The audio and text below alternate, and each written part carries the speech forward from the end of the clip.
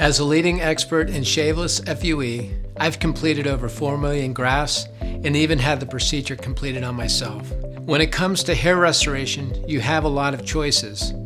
First, there was the FUT, or the strip procedure, where people were left with a linear scar in the back and sides of the head.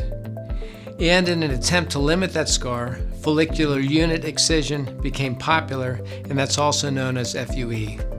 Within FUE, you have shave procedures, you have robot-assisted procedures, and you now have no shave, also called unshaven procedures.